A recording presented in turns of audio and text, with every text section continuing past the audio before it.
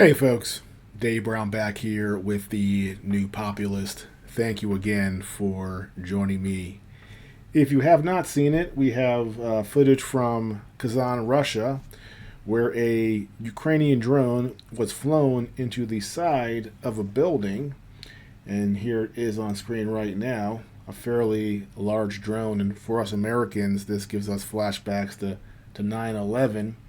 Now, of course, the Russians claim that this was an act of terrorism, whereas the Ukrainians claim that this is legitimate warfare. And in fact, it is the Russians who are the ones guilty of terrorism because the Ukrainians claim that the Russians have targeted hospitals and schools, although the Russians will claim that those buildings were not occupied by civilians, but by the Ukrainian military. Who's right?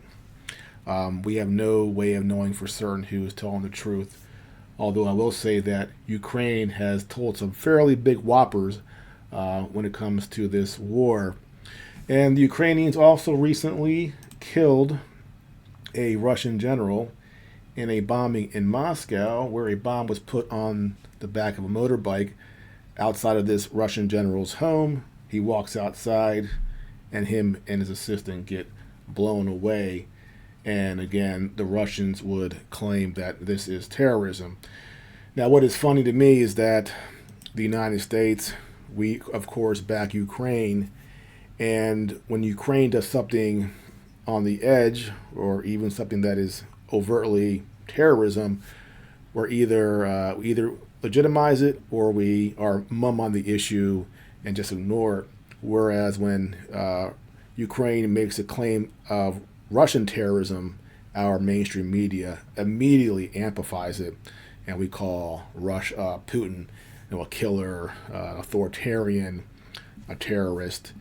And when the ICC, the International Criminal Court, issued a warrant for Putin, we celebrated. We said that's a great thing. But of course, when the same International Criminal Court issued a warrant for Netanyahu, we freaked out and called the court illegitimate.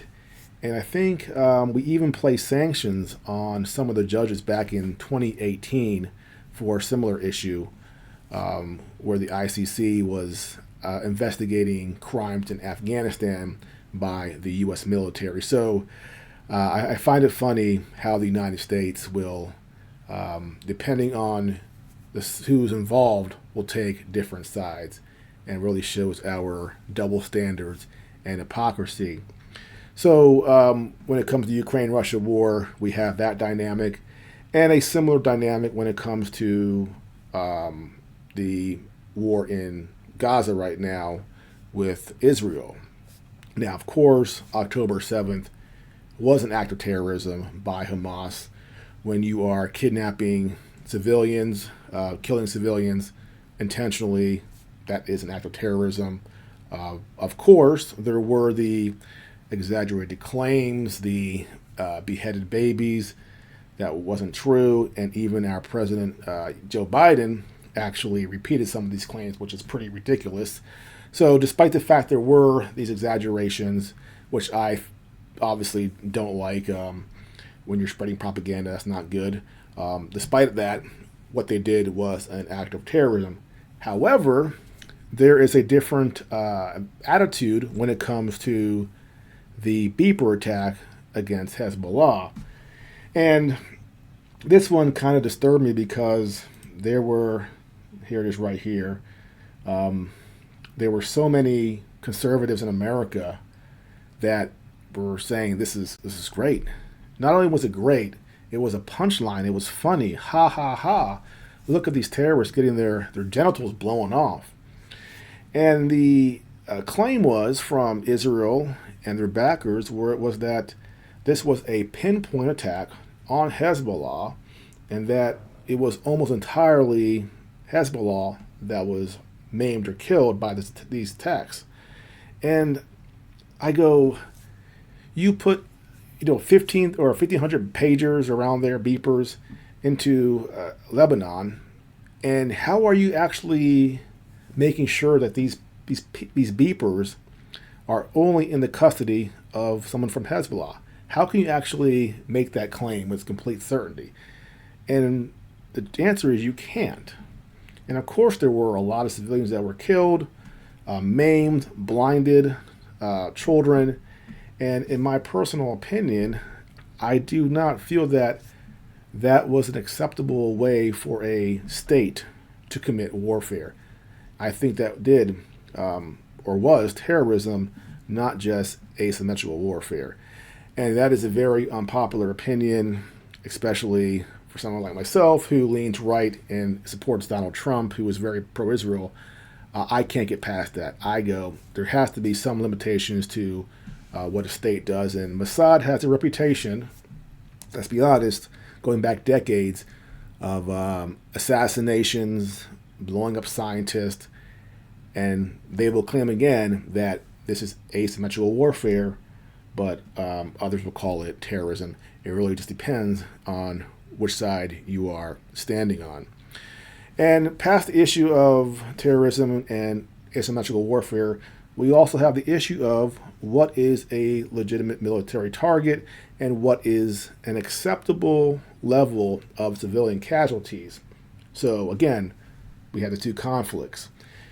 If you look at the level of civilian casualties in the Ukraine-Russia conflict, considering that the war is in 2.5 years now, and the amount of ordnance and bombs and artillery fire by both sides, the actual amount of civilian casualties is fairly low compared to what has happened in Hamas in Israel and Gaza.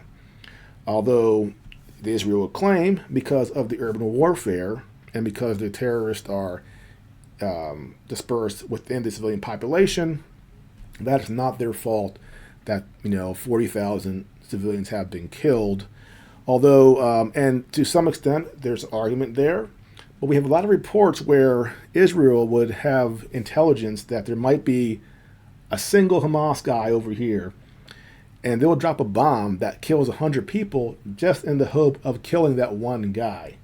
And again, is that a legitimate target, or are the amount of civilians being killed, is that reasonable considering who you're trying to get?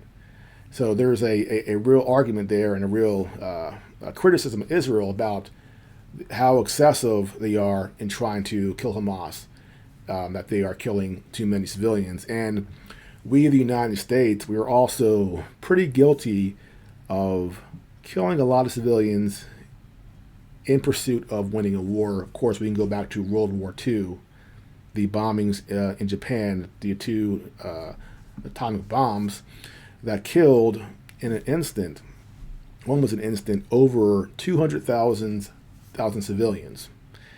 And we justify that by saying that we were preventing more deaths by dropping those bombs, although other critics would say that that's not true. It was a display of power, and that what we did was actually terrorism and a unnecessary mass killing of civilians.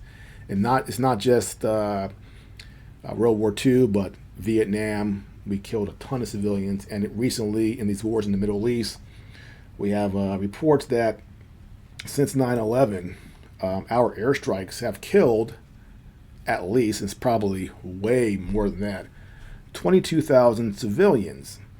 And we actually had another study from Afghanistan on this vein that says that when we examine a 5-month period of our drone attacks, we were killing 90% civilians. And we call it collateral damage. We say that this is part of warfare. We're not the bad guys. Is that the case? Again, it comes down to where you stand.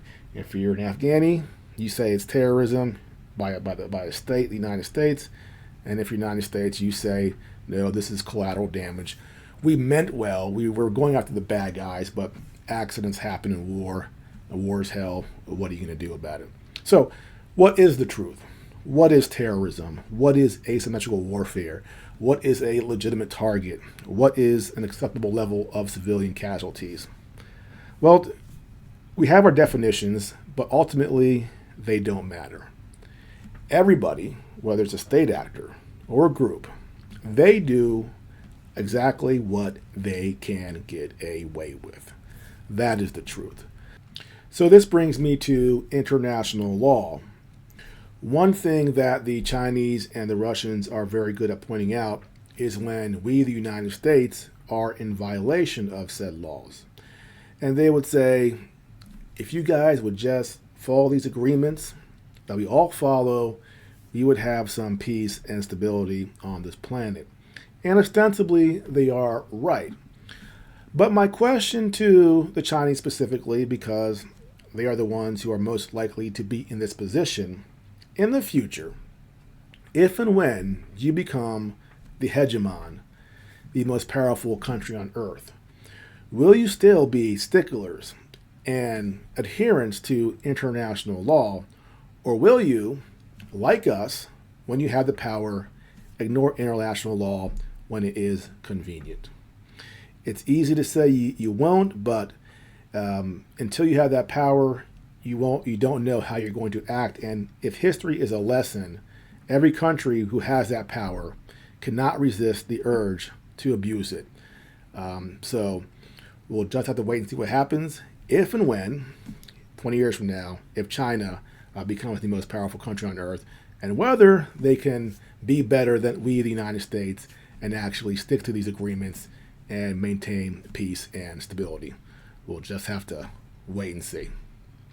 Well, that is it for now. If you are new to my channel, like and subscribe, and I'll see you next time.